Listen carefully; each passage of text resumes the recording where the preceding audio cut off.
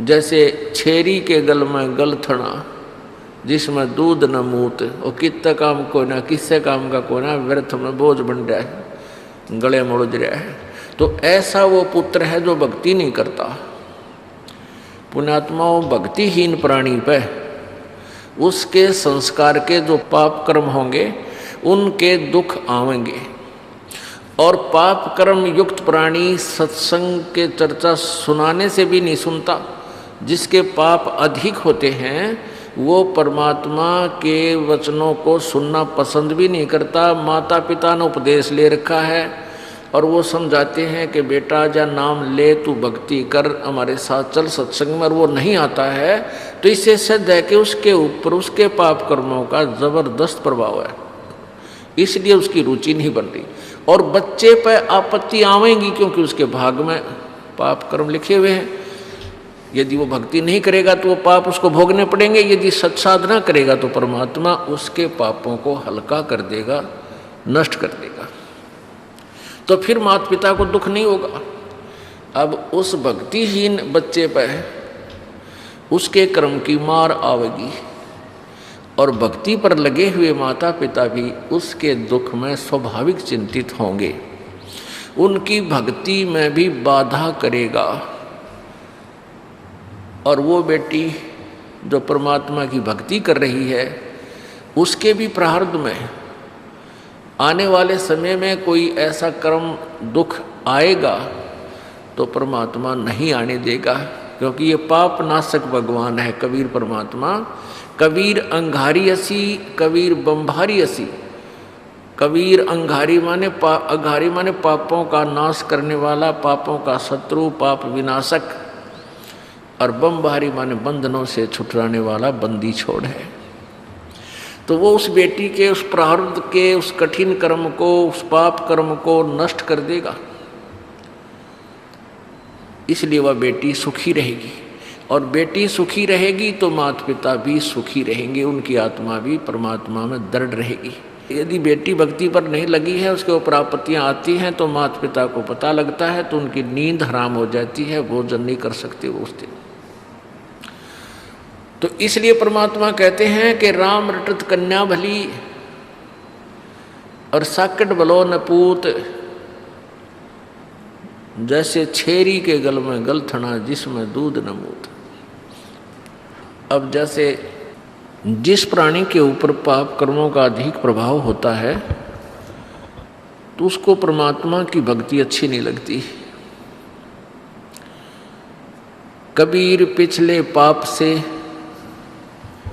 हरि चर्चा ना भावे, के ऊँघ के उठ चले या और बात चलावे। पापग्रस्त प्राणी या तो सत्संग में आया नहीं करे, और आ जाता है किसी के कहने से, प्रार्थना करने से, माता पिता के दबाव देने से, या कोई रिश्तेदार, कोई मित्र, सहेली, सखी, भाई बहन आ जाते हैं।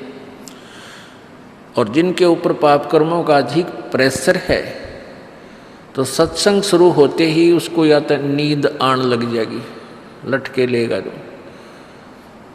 या कोई और जिक्र कर देगा अपने मित्र से सत्संग के दौरान ही, उसको पता नहीं के खरपतवार भरा, उसमें खुरापात भरा होता है, वो ऐसे था, वो कैसे था, वो ऐसा कह रहा था। तो वो मित्र तो उसको कुछ ना कह पावे, परंतु दूसरे जो भक्त आसपास होते हैं वो उसको टोका टाकी करते हैं, भाई बोल लेना बीच में, आनंद आ रहा है भगवान के वचनों में, परमात्मा की चर्चा में, बोल आवाज़ ऊंची ना करा है, हमने सुनने दे। तो फिर वो क्या करता है, उठ के चल पड़ता है, चला जाता है, वो बैठ नहीं सकता। ये उसके पाप कर्मों का प्रेशर है, दबाव है, जो उसको भगवान से दूर रखे हुए है। यहाँ से तो उठकर चला गया और मनमाना की यात्रा में एक्सीडेंट होकर मर गया, वहाँ से कहाँ जाएगा। अब फिर क्या होगा, वो बैल बनेगा, नाथ डलेगी, रस्सा बांध दिया जाएगा। अब अपनी मनमानी नहीं कर सकता, ना समय पर चारा चर सकता, ना समय पर जल प्राप्त कर सकता, ना बोल कर बता सकता मुझे कहाँ दुख है, मुझे प्यास लगी है या भूख लगी है, लगी रहो। तो क्या बताते हैं भगवान, कबीर पिछले पाप से हरि चर्चा ना भावे, या ऊँघ है या उठ चले कह और बात चलावे। या तो ऊँघ लग जाएगा या उठ कर चला जाएगा, या बैठेगा तो और इधर उधर के गप्पे मारेगा। तुलसीदास जी कहते हैं तुलसी पिछले पाप से, पिछले जन्म जन्मांतर के पाप जो एकत्रित होते हैं प्राणी को, जो प्रारब्ध में मिले हुए होते हैं, उन पापों के प्रभाव से हरिचर्चा ना भावे। जैसे जबर के बेगते भाई भूख विदा हो जावे। जिस प्रकार किसी व्यक्ति को मलेरिया हो गया हो, मलेरिया जबर हो जावे, उसको भूख लगनी बंद हो जाती है।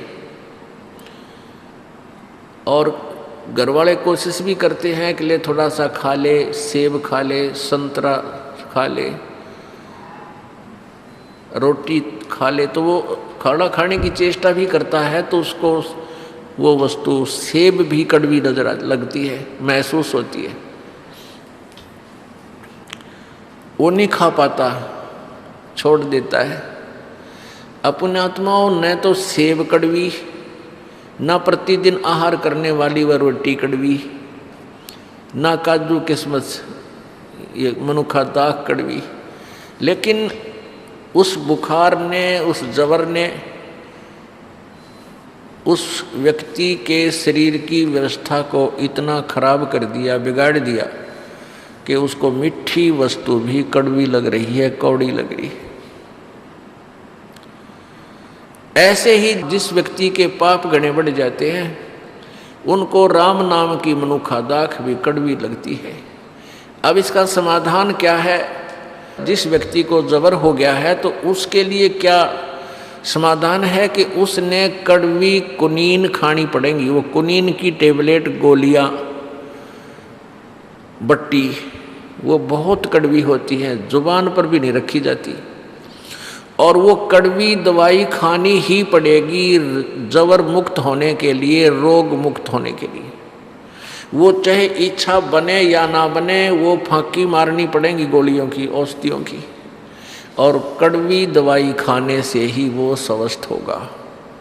और जब वो स्वस्थ हो जाएगा, जबर उसका समाप्त हो जाएगा, तो फिर देखना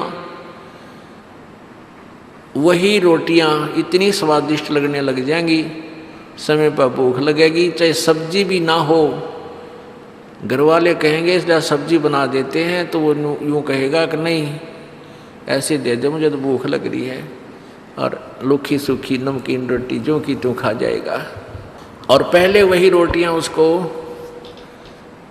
कड़वी लगे थी, खाई नहीं जा रही थी।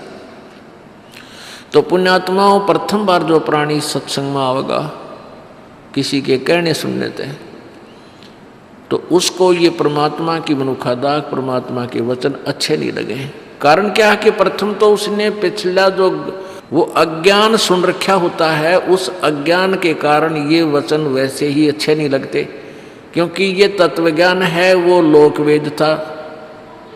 तो उस लोकवेद पर हम आधारित हो रहे थे। लोकवेद होता सुना सुनाया ज्ञान, अक्षेत्रीय ज्ञान, वो हमने पहले सुन रखा था, तो वो आगे अड़ जाता है।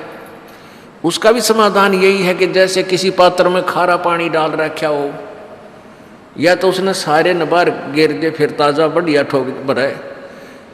दूसरा तरीका ये है कि उसमें वो मीठे पानी की टूटी चालू कर दे, वो खारा अपने आप निकल गए और बढ़िया रह जाएगा। तो ये सत्संग सुनने से आपके अंदर जो पहले वाला ज्ञान, वो खारा पानी भर रखा था जल, वो अपने आप निकल जाएगा, समाप्त हो जाएगा, और परमात्मा का जो तत्वज्ञान आपके हृदय में समा जाएगा, शेष रह जाएगा। तो पुण्यात्माओं, परमात्मा आकर के हमें यही बताया करते थे कि जैसे तुलसीदास जी की वाणी है, तुलसी पिछले पाप ते हरिचर्चा ना भावे, और जैसे जबर के बेगते भूख विदा हो जावे। तो उस प्राणी को परमात्मा की कथा अच्छी नहीं लगती जिसके पाप कर्म अधिक होते हैं। तो उसके लिए यही समाधान है कि सत्संग में आवे, और चाहे ना भी रुचि हो तो भी सत्संग सुनता ही रहे। तो ये कानों के माध्यम से, ये कानों के माध्यम से ये परमात्मा की टेबलेट, ये दवाई, ये औषधि अंदर जाएगी और अंदर के उस पाप रूपी जबर को नष्ट करेगी। और फिर देखना आपकी क्या दशा हो जाएगी। आप सत्संग जब प्रारंभ होगा, सत्संग का के दिन निकट आवेंगे, आप घर पर होगे तो ताला बेली लाग जाएगी, हे भगवान कोई बाधा ना आ जा। और आप 100 किलोमीटर 200 किलोमीटर आकर के सत्संग सुनोगे। और पहले यही वचन आपको सुनने को रुचि नहीं बनती थी, आप सुनकर भी सुनने की इच्छा नहीं होती थी।